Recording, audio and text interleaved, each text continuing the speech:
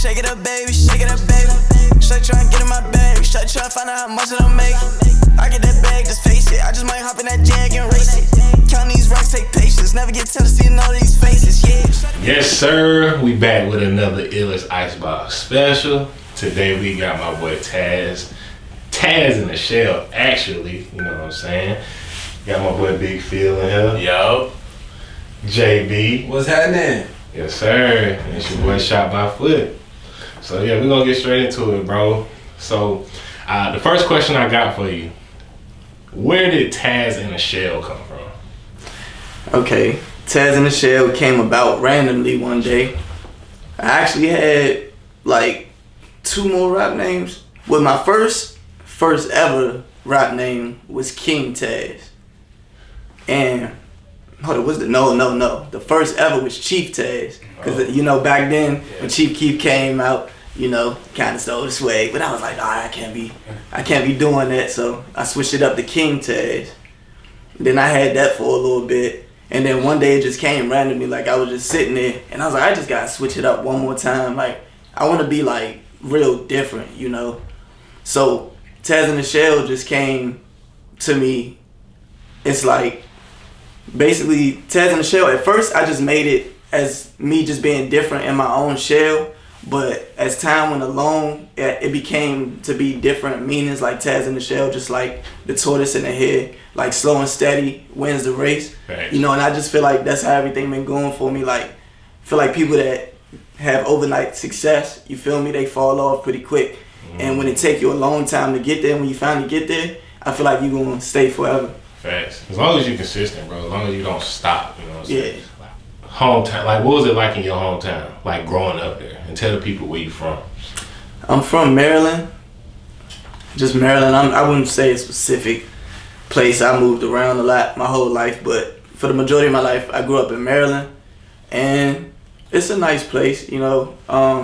Growing up, you know, just like, you know, the majority, well, I wouldn't say the majority, a lot of people, you know, it was, I wouldn't say it's rough because it was things that I was used to, but you know, like my mom, you know, we got back. Like, you wouldn't think we were struggling because, you know, mom always make it happen. Facts. But I never say I had, like, you know, a rough childhood or anything, because I look at things like everything could be 10 times worse. Like your situation, it's always somebody with a worse situation than yours. So I just was blessed, you know, like I had a good child, a good upbringing, bro. So when did you start making music? At what age? And like what got you into making music? I started making music around I probably made my first track on the iPad when I was like 12. But I always knew like I liked music, like when I was real young. Like I always just knew that I was either gonna be an actor. Like I wanted to be an actor first, you know. Like I always stood in front of the TV, like watched Michael Jackson or just anybody. Like I knew I wanted to be famous ever since I was younger. Like I knew that's what I wanted to do. I wanted to be an entertainer, right. You know, ever since I was little. But yeah, I always was into music. But I made my first track when I was like 12, like in the 7th grade on the iPad. I used to record on like phones and iPad on GarageBand, and that's pretty much when it started. Yeah. About 2013, something like that. So, correct me if I'm wrong, but I heard that it was like a time like something bad happened at your school, and then like you went straight home and just, you know, rapped about it. Yeah. So can like what happened? Like, so it was a situation where at the time, like we thought it was just a school shooter, but his intentions wasn't to come and like shoot the school up. So it was just a situation where a guy walked in and it was like his ex-girlfriend. So I guess if you put 2 and 2 together, like I guess they had a breakup or something, and he just walked into school and like shot the girl in the head. And it like happened like steps away from us, like, cause usually me and my homeboys, like, we'd chill in the hallway. You know how before the bell ring, you and your homeboys just messing around or whatever, and just out of nowhere, just a shot just came, and you know, we got up out of there or whatever. You know, they want everybody to stay in the school, but nah, we gonna go ahead and get up out of there. So Yeah. I ain't trying to cut you off, but so y'all just dipped? Yeah, we like, did. We ran out the school. Everybody was just gone. At first we ran into the bathroom, and we was in the bathroom. We looked at each other. We was like, hell no. So we ran back out the bathroom, and then we kicked it out the door or whatever, and we left. We went to one of our friends' house or whatever, and after that, all our parents came and picked us up. And after we heard about everything went on the news and everything about like what happened. Actually, like it was just so crazy and like something like it's just a crazy experience. And what I do is like I just record like how I'm feeling, and I made a song the same day and put it out the same day about this situation. And you know they got a lot of love and all that, you know, from the town or whatever. And that's just what I do. I quit. What's the name of the song? It's called Unexpected. Unexpected. Yeah, I recorded that about 4 years ago. Unexpected. Yeah, because the situation was just so unexpected, man. And you'll never expect nothing like that. Like you'll see stuff on TV about school shootings and stuff, but you don't think it happened to your school, especially the school was out in the boonies and stuff, you know. But yeah, you'll just never expect nothing to happen to you. How old were you at the time? Yeah, what grade were you in? I was in the 12th grade and I was 18. I'm pretty sure 18 at the time. Yeah. How did that affect you personally, like, as far as trusting people and being in public and different things like that? Yeah, because that's like traumatizing. Yeah, it is. So, even to this day, like, I got a lot of social anxiety. Like, when I'm at Walmarts and stuff, I try to make it quick. I get nervous when I'm around, like, a big crowd of people. Like, it'll be different. As in, like, if I was doing a show, I could do a show with a lot of people because it's different. But if I'm just, like, on the same grounds as everybody, like, if I'm at an amusement park or just, like, a mall or something, every time I go somewhere, I always think, like, dang, like, somebody could be in here crazy. You know, there's been a lot of shootings going on lately. So it's like, I'm real paranoid, and I always look everywhere I go. Like, I always find my exit just in case, you know, something go down or whatever. But I do, like, I always get like a nervous feeling when there's too many people around because you can't keep up with everything that's going on. But I just keep my head on the swivel and just scope the room out and stuff. But yeah. That's crazy, bro. Yeah. It's not like you said, bro, you never think it'll happen to you, so. Yeah. So, you know, moving from that, bro, matter of fact, who did you listen to when you was growing up? Like, what artists inspired you? I have a lot of inspirations. I would say my first favorite artist was Michael Jackson. And then it was Lil Wayne. And, you know, everybody had their Lil Wayne phase when they're younger. Lil Wayne's up there, bro. Yeah, he was. Some people forget about him, and I don't even know why, bro. Right. It's like, bro, he really like, you know, kicked off a lot of things.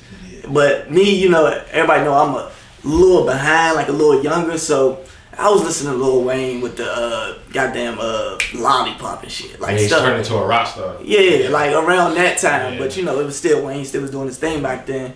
And then after Wayne, it went to Chief Keef. You know, when I had that Chief Keef phase. I still love all these artists or whatever. But it went to Chief Keef, and then now my favorite artist of all time, I get the most inspiration from, is Young Thug.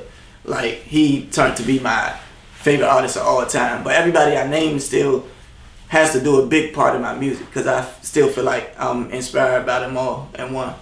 Right. Yeah. Shit. So, new project just dropped. Yes, sir. Balance. You feel me? Yeah. So the name of the project, like, what made you name it that? Like, I actually been thinking about putting this album together for a long time, probably for like the past 2 years, because I just got to the point in my life where I just had to figure out how to balance a lot of things, like, because I've been going through a lot of things with, like, you know, family wise, even financial situations, the loss of my big brother. Like, I just been, like, balance. Like I said, it just, I feel like everybody can take it their own way, what balance means to them. But for me, it goes into the music. It plays in, like, how versatile I am, how I can switch it up so I can balance out what type of music I put out or whatever. I could balance the versatility of that, and just balancing my life, you know, just trying to have time for everything, you know, like there's always a time for everything, and don't try to, because I'm a person, like my mind runs like a lot of places, so I would try to do a lot of things at one time when you really could just, you know, take your time and keep it organized. And that's pretty much like what balance is. You just gotta work on balancing everything out to make a time for everything, and I feel like everything will flow better that way. Yeah. Pretty time management. Yeah. Especially, you know, personal life. You know, you got to make music and deal with that at the same time. So I understand, bro. So, what's your favorite song on the project, on the album? My favorite song. If I had to pick, because I would tell you I like all of them. I feel like it all comes together good. But I could say My Strange Addiction. The only reason that's my favorite, because usually I get tired of my music. And I had that song for over a year before, you know, we put it out. Right. And that's the only song I never got tired of listening to. Like, I could play it back to back. So I can say My Strange Addiction is the best off that tape, and I feel like I'm gonna do a lot with that. Like, once the video come out, once we put the production together for that, like, it's gonna be good. I'm really taking my time with this stuff now. Like, I don't want no dead shots in it. Like, I want this to be perfect, and I really want it to chart. So we just gonna see the process of that. I'm just keep pushing it. And how long have you been working on tape? Over a year, probably a year and a half. Okay. Yeah. And I was gonna say, with you choosing the songs, what is your process like? You know, making a lot of songs and choose. Like, what do you do? What I like to do is just I held probably had it's like a good percentage of the tape is over a year old of the songs. It's like I make the music, and then I probably don't have an album together yet or be thinking about having it together, but it's like I make it, but I know I just can't put this song out. Like, not right now, because I want to have everything together, like, you know, whether it's promotion wise and everything. And it's like, if I know this song could do something, I just don't want to put it out there if I'm not ready. Right. So I held on to all the music, and I just stack it up and go, oh yeah, this album worthy, and I just have it. And then it got to the point where I got enough of the album worthy songs to put together. And then another thing I like to do is I like to mix the old with the new. So a part of the tape is some stuff that I recorded like probably a week before I put it out, because I like to have new stuff too, like fresh music to go on the album too. So that's how I pretty much put it together. Okay, and you mixed everything, did all the engineering, recording? Yeah, probably 98% of the tape. It's one song that I got a feature on that I had to send out to somebody, and he engineered. Shout out my homeboy Goose, that's my brother. He's a producer. It's Goose, and yeah, he mixed that for me, and that's featuring Tara Lord from Toronto. Y'all gotta check her out too. She's a dope artist, and yeah, she's performing at Rolling Loud. I think it's real soon. I don't know what the date is, but Rolling Loud Toronto, and she be going crazy. I met her in LA, and yeah, so look out for her too, Toronto. That's lit. Where can we find the tape? Where have you dropped it? And how can people, like, you know, get in contact with you if they need to book you for a show or anything like that? Feature. The tape is out everywhere: Apple Music, SoundCloud, YouTube, everything you listen to music on. If you want to contact me for a show, you can just shoot me a DM. I see my DMs. I need to, you know, get that better, like make an email or whatever, so people can reach out that way too. But you can send me a DM to my Instagram, Tazzinashell, TAZZINASHELL. You can, you know, shoot me a DM on there, and then, you know, we can tap in that way. Yeah.